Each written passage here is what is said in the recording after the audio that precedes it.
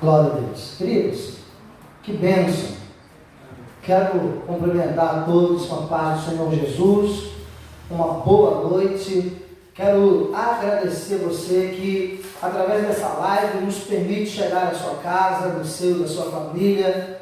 E nós temos imenso prazer de estar aqui hoje ao vivo. Para a glória de Deus, hoje tivemos alguns empecilhos no início, alguns contratempos, mas estamos nos aperfeiçoando. Hoje você só não está nos vendo através do Facebook, mas também no nosso canal do YouTube. Eu quero também agradecer aos membros da nossa igreja, aos irmãos em Cristo de outras denominações, você que de forma direta ou indireta nos ajudou para que pudéssemos hoje ter a oportunidade de estar transmitindo a nossa live via YouTube. É mais um passo que estamos dando e dessa forma tentando encurtar a distância que hoje há entre nós, em função aí da pandemia e da dificuldade que hoje temos para fazer os cultos de forma presencial. Mas o bom dessa história é saber de que, independente de qualquer circunstância, o Senhor ainda continua a falar conosco, a trabalhar em favor da nossa vida e ministrar sobre cada um de nós. E aí eu quero te pedir a sua ajuda,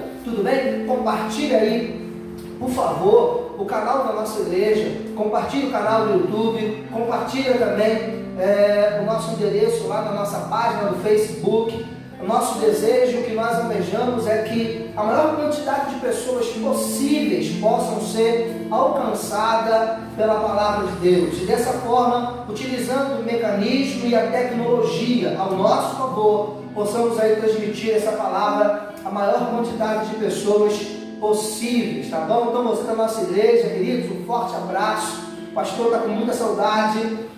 Apesar de hoje tivemos a oportunidade de estarmos orando aqui pela manhã na igreja e tivemos a oportunidade de rever e ver alguns irmãos, e eu glorifico a Deus por isso. Queridos, olha, normalmente a nossa live ela se desenrola das 18 às 19, aos domingos. Hoje eu vou te pedir um pouco mais de tempo. Os contratempos nos atrapalharam aí, mas eu acredito que tudo tem um propósito de Deus. Talvez era para alcançar você que está linkando agora, foi abençoado por louvores assim, vindo do trono de Deus. Os nossos levitas aqui nos levaram à presença do Pai em louvor de adoração. E agora eu tenho uma palavra para você que está aí atravessando essa pandemia, você que talvez nesse momento as coisas já não estavam muito boas, a sua jornada, a sua caminhada, uma fé oscilante, e parece que tudo vem contribuir para piorar. Agora não tem culto presencial, já não preciso da igreja. Infelizmente, alguns dos nossos irmãos estão se distanciando. E quando eu falo alguns dos nossos irmãos, não estou me referindo a membros da nossa igreja, mas de uma forma geral, a igreja é genérica, a igreja de Cristo. Alguns irmãos, em função da distância do templo, outros já estavam muito machucados, feridos. Vou dizer algo também, a nossa rotina, muitos aí já fadigados, e alguns irmãos estão muito distantes, e hoje alguns não têm tido talvez o vigor e a força para estar orando, para estar lendo a palavra. Nós entendemos que a pandemia pode ser revertida em favor da nossa vida, e lógico, eu não estou dizendo isso sem desconsiderar as percas e as dores de família que têm perdido seus familiares. É algo doloroso, difícil demais, nenhum de nós estamos preparados para perder, mas em meio à crise, em meio ao caos, a gente precisa em Deus aprender a extrair coisas boas, para entender o processo do Senhor na nossa vida. Então, com todo respeito a você que talvez tenha sido atingido por esta crise, por essa pandemia da pior forma possível, é quando nós perdemos um ente querido. Outros foram afetados com o seu trabalho, com o seu meio de vida, a forma de prover para a sua família. Irmãos, quantas crises instalaram. Existem empresas que foram fechadas, pequenos empreendedores que tiveram seus sonhos destruídos, e não é fácil lidar com esta crise, não é mesmo? Por isso que, apesar de tudo, nós precisamos agradecer todos os dias de termos a esse Deus.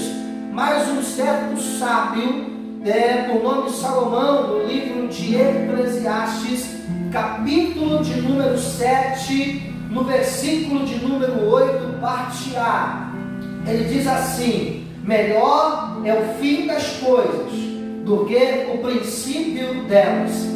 Queridos, Estamos falando de alguém que tinha uma vivência. Salomão, quando escreve o livro de Eclesiastes e também escreve o livro de Provérbios, já é um ancião.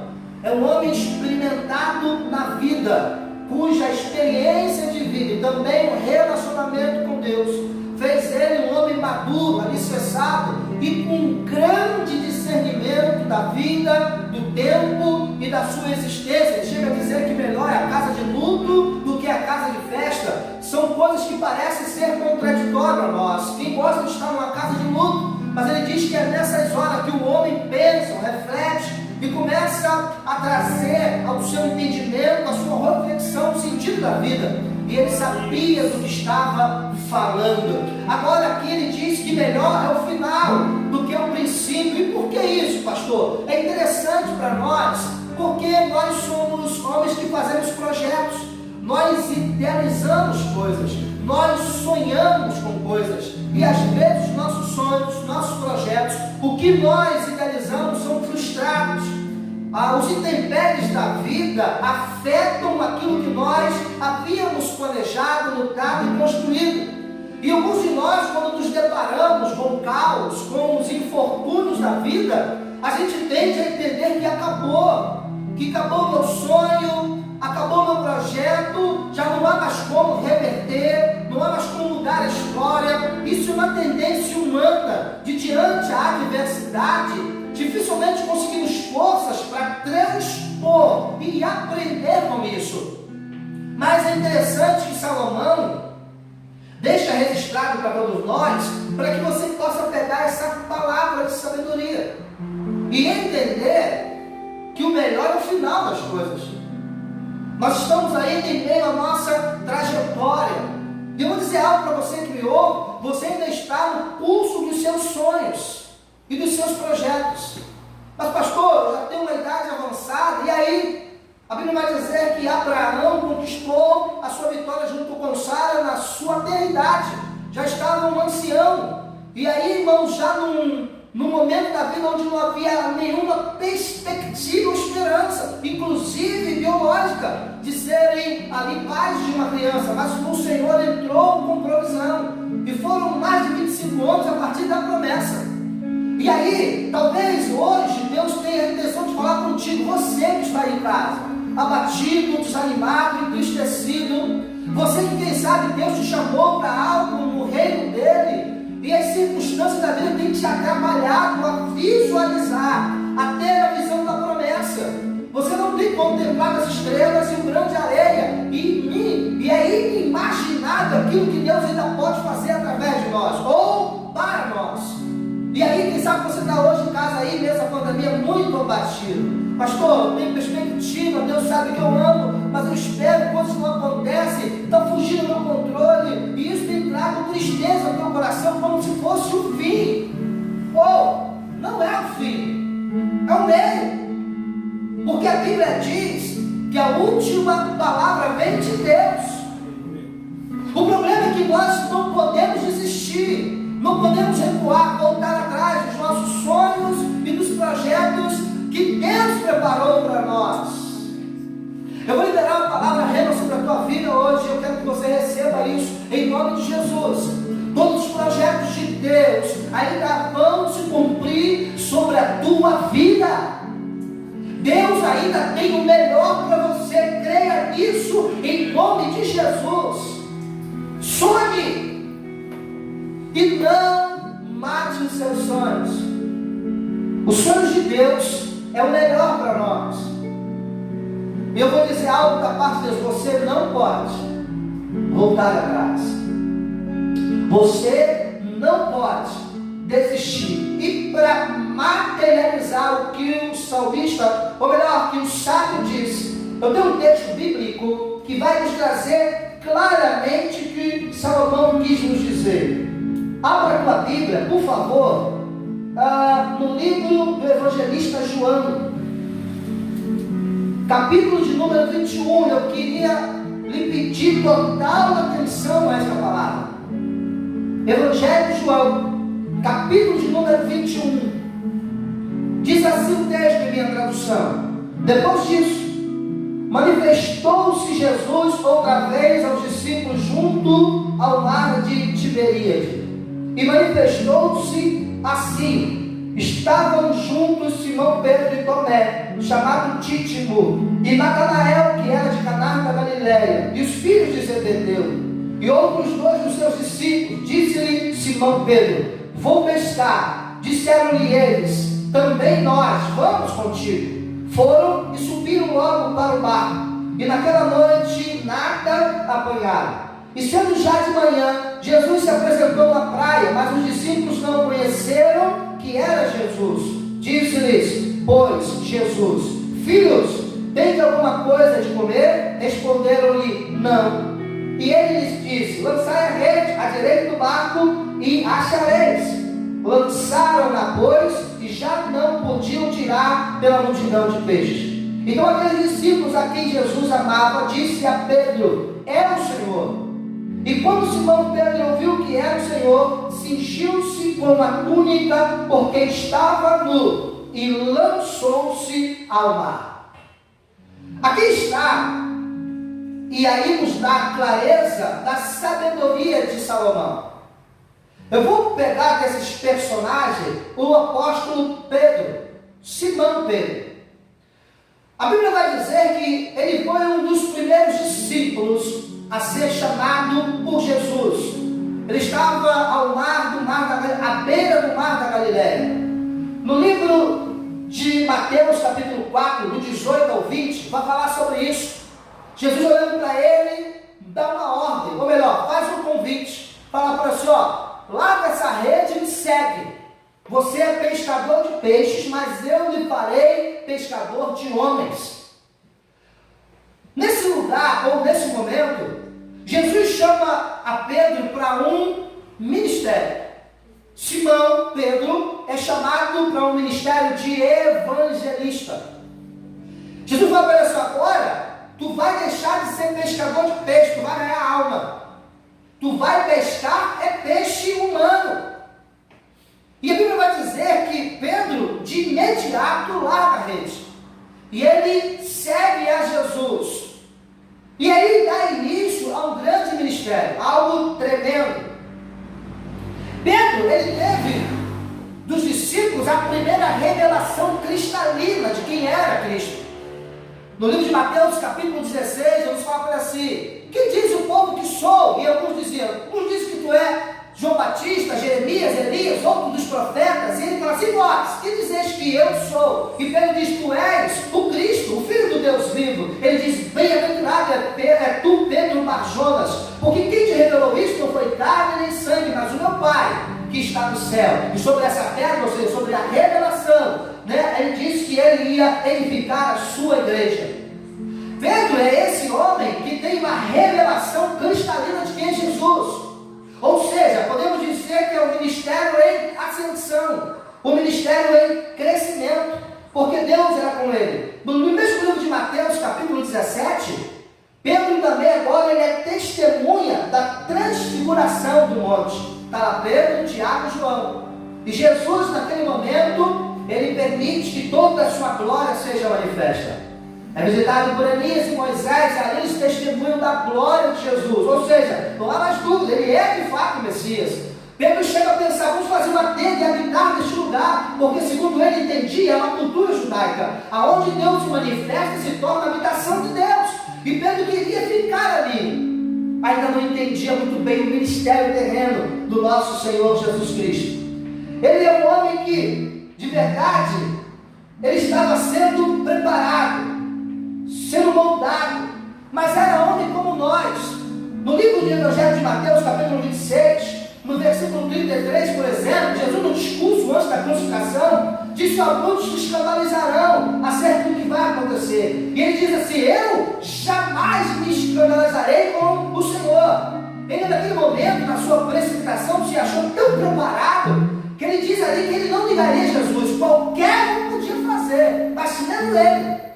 Eu estou falando de um curso, de um ministério de um homem, que nós olhamos e entendemos que tão gloriosa foi o ministério desse homem na terra.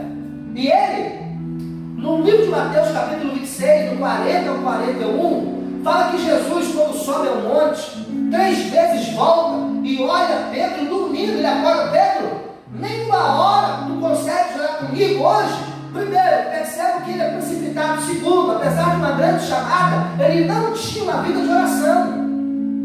E olha que esse homem é o Jesus que o chamou a apostolado. Eu fico imaginando, se eu e você olhasse o perfil desse homem, se nós entenderíamos ou acharíamos que ele poderia ser um dos tais, um dos 12 apóstolos. Que homem, que perfil é esse? Homem precipitado, não tem vida de oração. Eu vou dizer mais, ele era sanguíneo. João 18, 10, 18, quando eles vão no Getsemane buscar Jesus, porque a Bíblia diz que Judas havia o traído e dado sinal através de um beijo.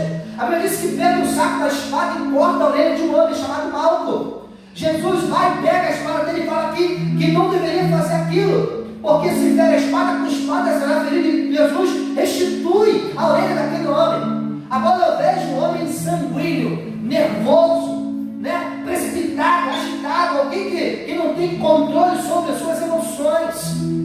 E aí, essa é a jornada. Ele chega a negar a Jesus. Mateus capítulo 26, do 69 ao 75, você vai ver ele ser internado 3 vezes durante o martírio de Cristo. E Pedro nega Jesus, dizendo: eu não conheço, eu não faço parte daqueles que andam com ele. E Pedro nega ele. Depois que Pedro nega, ele lembra das palavras de Jesus, quando ele disse que não se escandalizaria, e o galo canta 3 vezes.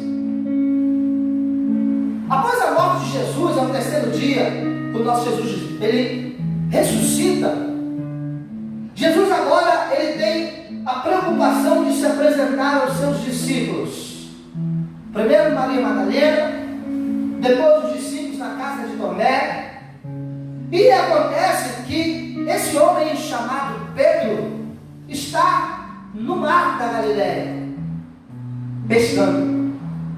Você lembra de que Jesus falou com ele: você não será mais pescador de peixes, você vai ser pescador de homens.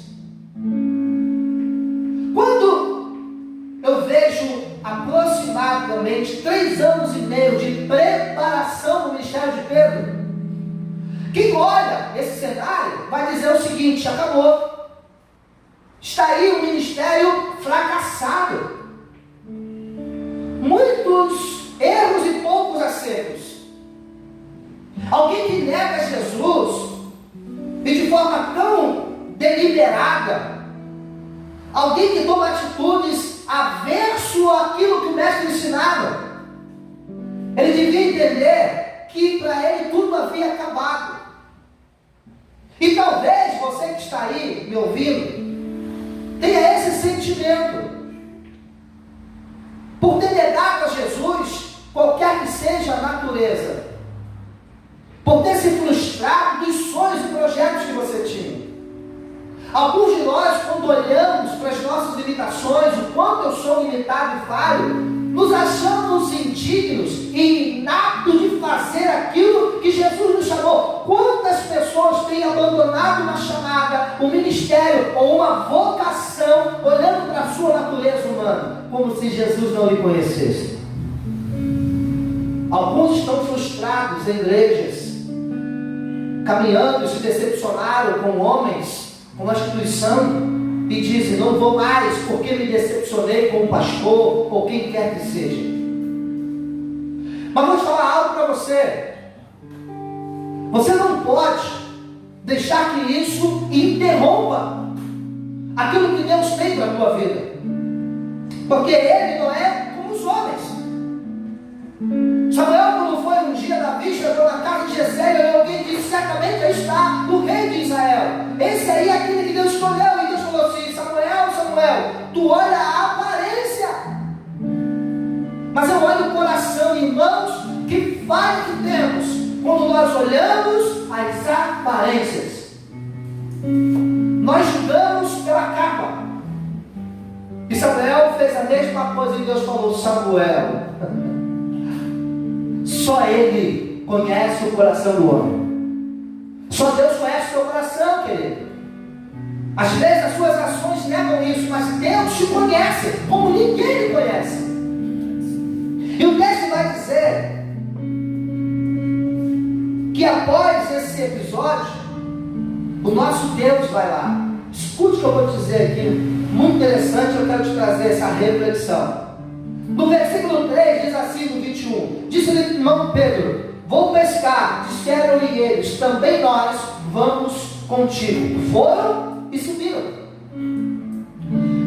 É algo que você às vezes não entende. Deus tem algo comigo, Deus tem algo contigo.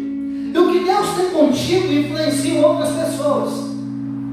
Não importa o tamanho ou a quantidade de pessoas, mas sempre tem alguém que influencia. Quando você está firme, quando você caminha, quando você busca, quando você ora, quando você congrega, quando você atua a fazer a obra de Deus, sempre tem alguém olhando para você e entendendo que vale a pena. Mas tem um outro problema: quando você recua, você tende a levar pessoas com você, sabia disso? Pedro, quando ele volta a pescar, e esses discípulos todos haviam largado a sua profissão para servir a Cristo. Mas quando Pedro, e ele tinha uma chamada para liderar, eles decidem retornar ao lar, a Bíblia vai dizer que todos vão com ele. Você parou para pensar nisso? Que quando você se mostra fraco, quando você admite os desânimos, não que você não possa, mas quando você toma a decisão de recuar, às vezes nós achamos: a vida é minha, tudo comigo, eu que estou fazendo e Deus sabe. Não, você está influenciando pessoas. Quando você recua, outras pessoas olham para você e tendem a recuar também. Se alguém está perto de você, está abrindo um barco de tijolo, vê você voltando, vai dizer: agora eu vou aproveitar essa e vou atrás dele. É o que aconteceu com Pedro. Mas diz o texto aqui que Jesus olhando, chegando no ambiente, é muito lindo ver Jesus aqui. Jesus não chega e chama a atenção de Pedro. Jesus não chega e exorta ou lança em rosto a atitude de Pedro. A primeira coisa que ele pergunta: tem alguma coisa para comer aí? Ele disse: não tem nada, não pescamos nada. Pega a rede e lança à direita do barco e espera a atitude de Deus. Alguém diz, ou tradução: já pescamos a noite toda e nada pegamos, porém, segundo a sua palavra faremos. E eles lançam a rede. Quando eles lançam o impulso, a Bíblia vai dizer que não há como trazer de tantos peixes. Diz o texto que são 153 peixes grandes. Algo extraordinário. Primeiro, Jesus se preocupa em tratar da frustração dos seus discípulos. Um homem, quando vai sair para prover para sua família, ali estou falando de meio de vida, ele volta para casa muito abatido, mas naquele momento Jesus faz um milagre. Eu imagino aqueles discípulos que passaram a noite toda buscando peixe, pensando agora, depois da ação que Jesus mandou fazer: caramba, tivemos a vitória, temos alimento para nós, para as aldeias, para a nossa família. Eu imagino, irmãos, a alegria que tomou o coração daqueles homens após a pesca. Outra, quando eles saem alegre, Jesus está preparando algo. Eu tenho algo para te dizer hoje aqui. Jesus está preparando algo para você. Se prepare, porque o meu Senhor, em meio a essa pandemia, em meio à crise, em meio ao caos, você vai ter motivo para dizer: o Senhor é fiel na minha vida. Toma posse dessa palavra, porque assim te diz o Senhor. E quando eles pegam e lançam a rede, traz a multidão de peixes. A Bíblia diz: então aquele discípulo a quem Jesus amava disse a Pedro: é o Senhor. E quando Simão Pedro ouviu que era o Senhor, cingiu-se com a sua túnica, porque estava nu, e lançou-se ao mar. Isso diz o versículo de número 7. Eu estava ali e o Espírito Santo me impulsionou a dizer isso para você hoje. Irmãos, tem muitos dentre nós que estão fugindo daquilo que Jesus te chamou para fazer. A Bíblia diz que ele estava nu, desprovido de indumentária, e obviamente o seu estado, sabendo quem era, ele se cobre e lança seu mar. Mas a Bíblia diz que ainda que tu vá até as profundezas das águas, lá o Senhor estará. Ele tentou se esconder, ele fugiu. Porque afinal de contas, olha o meu estado diante do Mestre. E aí, irmãos, tem muitos dentre nós que estão assim. Quantos crentes em Cristo Jesus que estão fugindo da sua chamada, correndo da sua vocação, tentando fugir da presença de Jesus, e muitos pais vêm voltando às primeiras práticas, esquecendo de quem é o ressurreto, aquele a quem o chamou para andar na sua presença. Pedro correu. Ó, eu falo pelo Espírito para você que está me ouvindo. Para de correr da chamada que Jesus tem contigo. Ah, pastor, mas pelo tempo, as coisas que aconteceram, por tudo que eu passei agora, já era. Volte-se e traga à memória aquilo que te dá esperança. Quem disse foi o sábio, debaixo da unção de Deus: melhor é o final de todas as coisas do que o princípio dela. Se o começo foi ruim, se o meio é difícil, o final será para a glória do nome do nosso Deus. Tudo vai dar certo. Tudo vai dar certo. Mas eu preciso crer nisso. Será que eu creio na palavra de Deus? O texto diz, irmãos, que ele lançou o seu mar. Aleluia. Mas disse: logo que soltaram em terra, viram ali brasas e um peixe posto em cima e pão. E disse-lhe Jesus: trazei dos peixes que agora apanhaste. Quando eles estão subindo, e olha Pedro junto, viu? Apesar de estarem trazendo peixe, já tinha um preparado.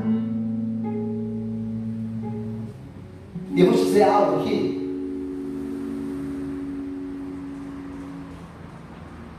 A partir do versículo 15, depois que Jesus faz um milagre, confraterniza com eles, Jesus chama Pedro em particular.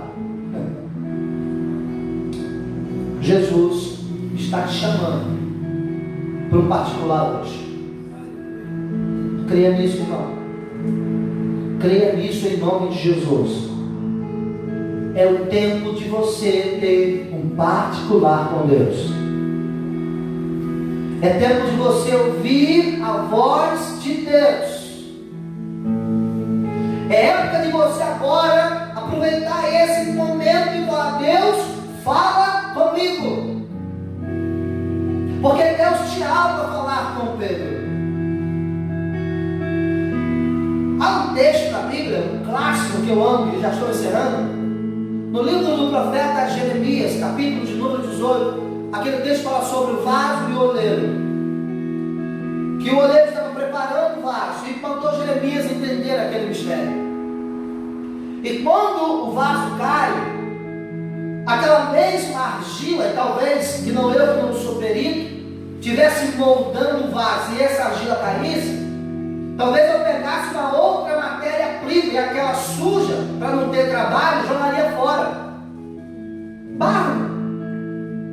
Mas o texto diz que o oleiro que manuseia o barro, apesar de ter caído e se quebrado, ele entendia que dava para fazer um vaso novo. E ele pega o vaso e retoma a sua construção. Diz o texto que ele faz um vaso para a serventia dele. Ele faz um vaso novo para aquilo que lhe apraz.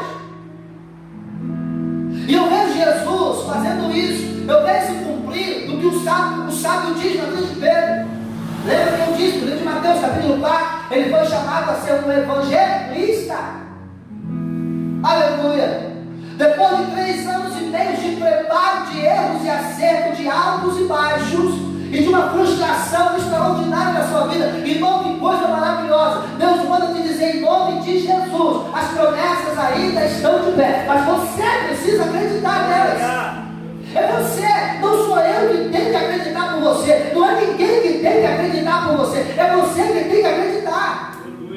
Lembra os sonhos, os disse que havia de fazer, em nome de Jesus, as promessas de Deus não caem por terra. Ele é fiel. E o texto diz que Jesus chama Pedro para um particular e faz 3 perguntas. Pedro, tu me amas? Pedro, tu me amas? Pedro, tu me amas? Não vou entrar nesse mérito da expressão ágape ou filéu. Eu só quero dizer para você que depois desse bate-papo, ele falou assim, ó, apacenta as minhas ovelhas. Além de Deus trazer de volta Pedro para o seu particular, promover um milagre, prover o que ele precisa, chama ele para um ministério maior. É como se Jesus falasse assim: eu te chamei lá atrás para ser um evangelista e passei 3 anos e meio preparando você para um ministério pastoral. Pedro agora se torna pastor de toda a igreja em Jerusalém. Os discípulos agora estão debaixo da autoridade de Pedro, e Pedro agora passa a pastorear. Esse mesmo homem que negou a Jesus, quando Jesus foi nele: tu me amas? Quando ama, faz o que eu mandei, vem fazer uma obra a qual eu tenho proposto para você. Agora eu te pergunto, se nós tivéssemos olhado Pedro, nós falaríamos isso? Não, Pedro ama Jesus, ele quer compromisso, duvido. Nós falaríamos assim: não quer nada com Cristo, aí no responsável, está brincando na casa de Deus. É assim, não é que nós somos? Oh, glória! Mas ainda bem que Deus não é como os homens são. Por isso ele é Deus, ele olha o interior, não o exterior. Deus um dia lançou a palavra e ela não cai por terra. Eu vou dizer algo para você hoje: Deus ainda tem obras maiores para fazer na sua vida e através dela. Glória a Deus! Deus chama Pedro e fala: Pedro, tudo bem, você acertou, errou no piano, agora o piano maior, você vai ser pastor da minha obra, vai cuidar das minhas ovelhas. Eu vou dizer algo para tu hoje: Deus tem algo maior para você. Deus tem algo melhor para você.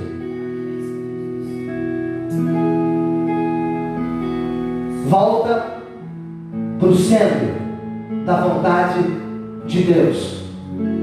Em nome de Jesus, não se iluda com a provisão que vem do mar. Não ache que essas atitudes vão fazer com que você esteja bem. Não vão te proporcionar o que só Deus pode. Aleluia! Volte-se para a chamada de Deus. Olhe para que o Senhor tem contigo. E se coloque de pé. Porque a promessa de Deus vai se cumprir em tua vida. Amém? Que você possa receber esta palavra, que você possa digerir esta palavra e crer nesta palavra, acreditar na promessa do eterno, não de homem, e entender que o Senhor não te perde de vista, querido. As coisas ainda vão se cumprir para a glória do nome dele. O nome dele será glorificado sobre a tua vida, e todos verão que quando o Senhor fala, ele cumpre para a glória do seu nome. Amém, querido? Receba essa palavra em nome de Jesus. Ô bênção. Eu glorifico a Deus pela oportunidade que temos tido aqui hoje de falar com você através do YouTube e do Facebook, e dizer para você que esse Deus, ele é tremendo e maravilhoso. Permaneça firme, busque o Senhor, se encha da presença dele, porque esse Deus é fiel e poderoso. Amém? Vamos louvar a Deus nessa noite? Quero convidar você para louvar ao Senhor, juntamente com o nosso ministério de louvor. Nós vamos entoar um cântico ao Deus de Israel. Eu quero convidar você para louvar Ele, para você engrandecer Ele essa noite, neste lugar, porque o Pai é poderoso. Aleluia. E eu quero convidar você, em nome de Jesus, na sua casa aí, aleluia, está com a sua família reunida. Coloque de pé aí, isso, na sua sala, na sua cozinha, no seu quarto, isso. Se prepare para sentir a presença de Deus aí onde você está. Santo de Deus está aqui. E eu tenho dúvida, eu não tenho